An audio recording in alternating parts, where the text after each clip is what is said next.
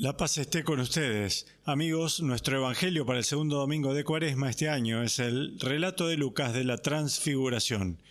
Y cada vez que llegamos a este texto, no lo sé, simplemente se manifiesta algo maravilloso, confuso. Siempre encuentro que hay un cierto anhelo y una ansia asociada con este texto. Les debo haber contado antes que en la Catedral de Chartres, uno de mis lugares favoritos del mundo, miras el ventanal sobre la fachada y tiene una representación de la Transfiguración. Y un cierto tiempo en el año el sol le da de tal manera que la túnica blanca de Jesús se vuelve casi incandescente.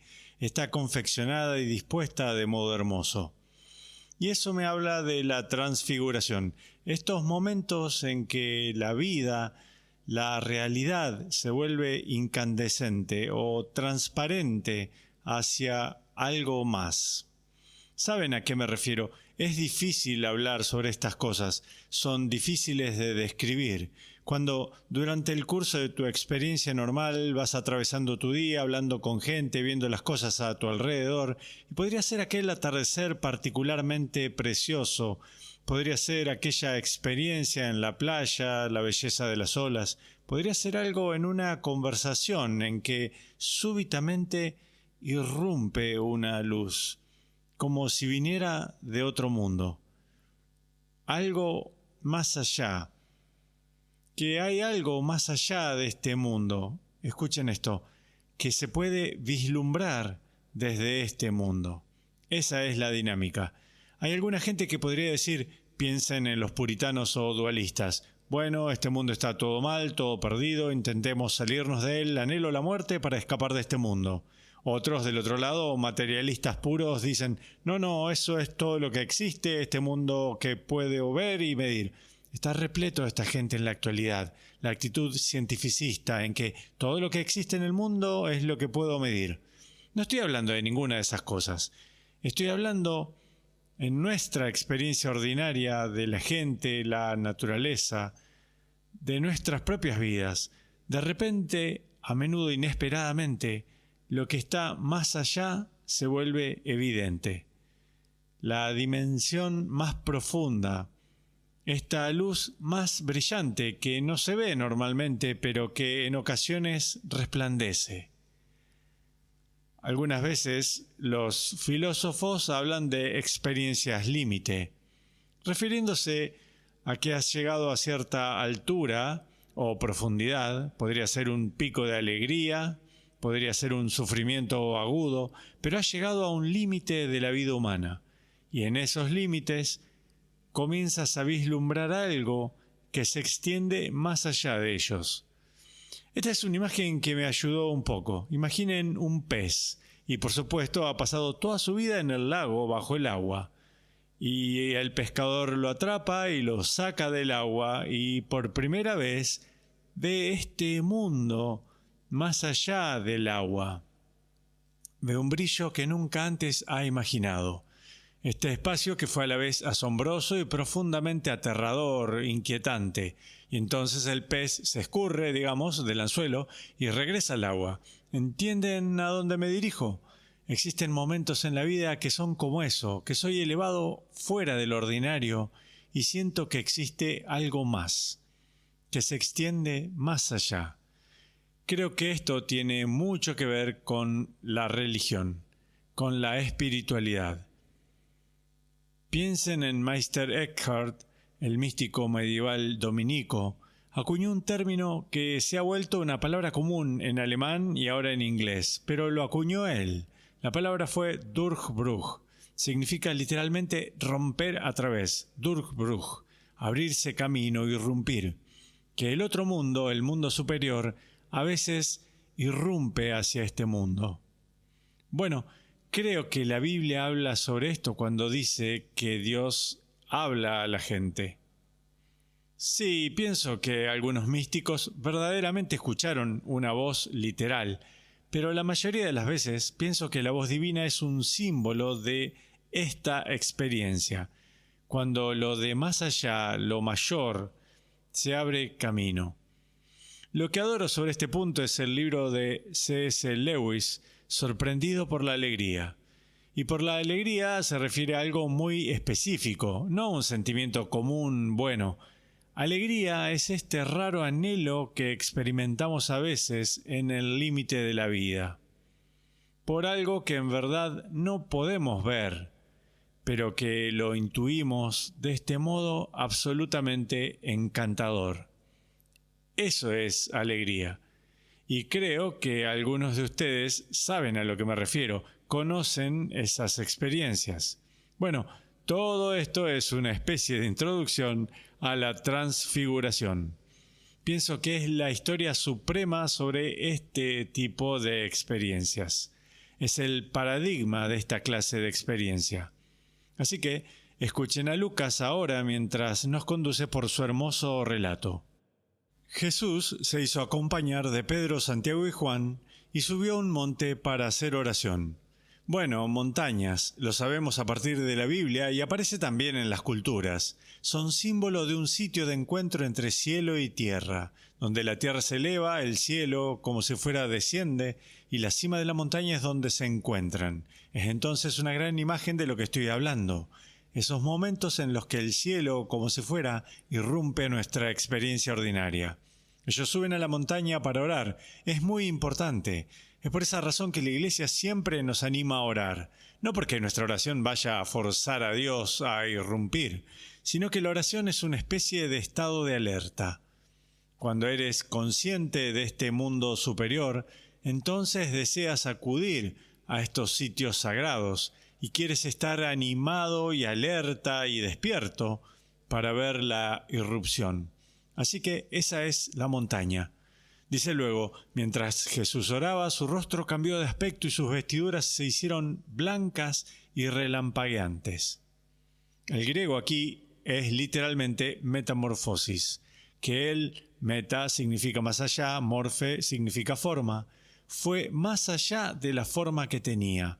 Ahora, no significa que perdió su humanidad. Este no es un giro dualista, como, oh, Jesús dejó todo esto atrás, ahora lo veo como un puro espíritu. No.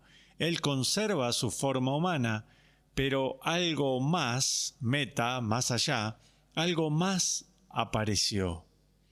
A esta altura lo habrían conocido como un amigo, como su rabí amado, como un maestro sumamente querido. Pero, cielos, lo que ahora sucede es que ven eso de más allá, ven quién es realmente. Este es el Durchbruch, el abrirse camino de su divinidad en su humanidad. Esto es lo que lo convierte ahora, esta es la visión cristiana, no en escape de la materia, no en una reversión a la materia, sino materia convirtiéndose en translúcida, materia metamorfoseada, algo que irrumpe. Ellos comprenden su divinidad. Y luego este detalle adorable. Ven también a dos hombres conversando con él, Moisés y Elías. Moisés, la ley, Elías, los profetas. Este es Jesús en diálogo con la tradición de las escrituras que lo preceden. Es extremadamente importante que entendamos a Jesús correctamente solo a la luz del Antiguo Testamento. Todo eso es cierto, pero quiero también puntualizar aquí algo más. En nuestra experiencia ordinaria, los personajes del pasado distante, y para Jesús en el primer siglo, Elías y Moisés, eran dos personajes del pasado lejano, personajes distantes cientos, miles de años. Y aún así, en la cima de esta montaña, durante la transfiguración, Él está hablando con Moisés y Elías como si fueran amigos, y están allí mismo, junto a Él.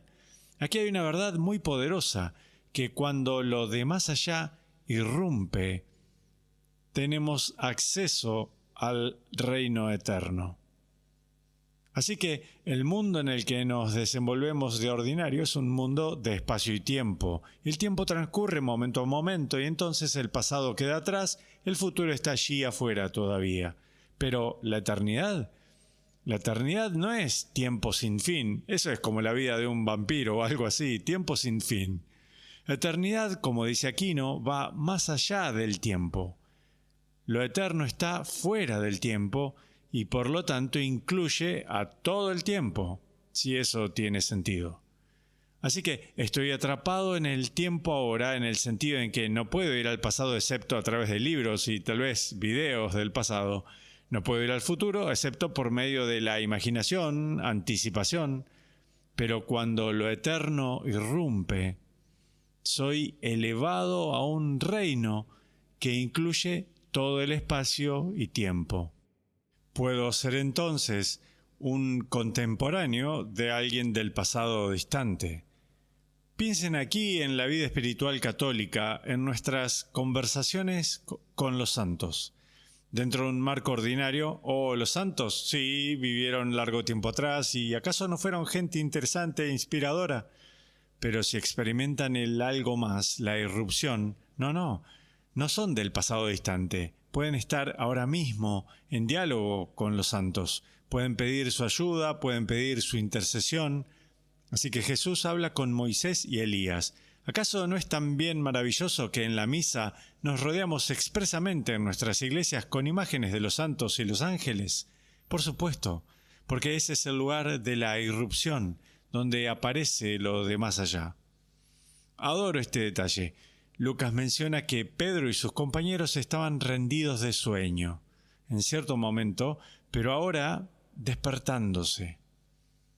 Este es un simbolismo bíblico típico. Dormir en la Biblia no es bueno. Lo sé, me gusta dormir, es algo bueno, pero dormir en la Biblia es un signo de desatención espiritual.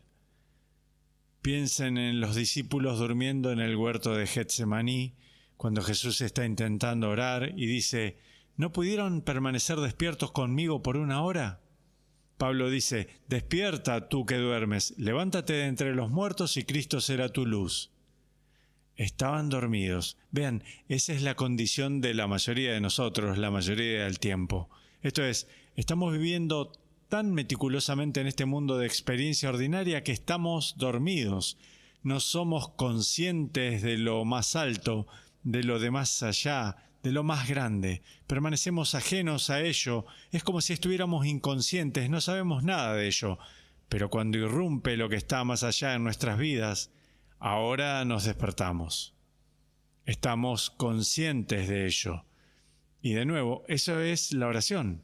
Eso es lo que es la oración. Es estar despiertos, bien despiertos, los ojos bien abiertos. Chesterton comenta que las estatuas fuera de Chartres no tienen los ojos cerrados. Están con los ojos abiertos, están mirando, están despiertas, están vivas. Es por eso también piensen en los grandes místicos que han tenido experiencias del otro mundo de un modo muy vívido. Piensen en Bernardita de Lourdes. Ella quería volver a ese lugar. Nada la detendría. Estaba despierta, viva para un mundo superior y allí es donde quería ir. Y es por eso que Pedro dice, Maestro, sería bueno que nos quedáramos aquí. Sí, lo entiendo.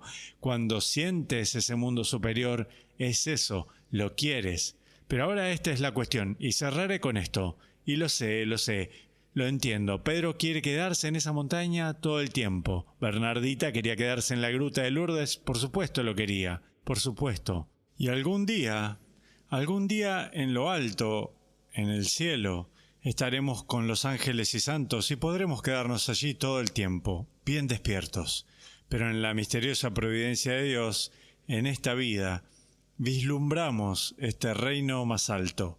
Nos alegramos en él, pero luego somos enviados de regreso abajo de la montaña. ¿Por qué? ¿Para qué?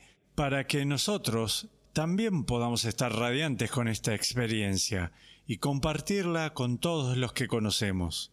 Por eso es que Pedro, Santiago y Juan no se quedan en la cima de la montaña. Bajan, pero cielos, tomaron algo de luz, tomaron un poco de esa luz y ahora están yendo a llevarla a todos los que conocen. Y esto es lo hermoso. Aquí estoy parado en el año 2025 como obispo católico. Es Pedro el primer papa, Pedro la piedra sobre la cual se edifica la iglesia. Tengo algo de la sensación de esta realidad porque Pedro bajó de la montaña. Entonces, cuando experimenten esto, ámenlo, saboréenlo, disfrútenlo, pero luego bajen de la montaña de la transfiguración para el beneficio de todo el mundo. Y Dios los bendiga.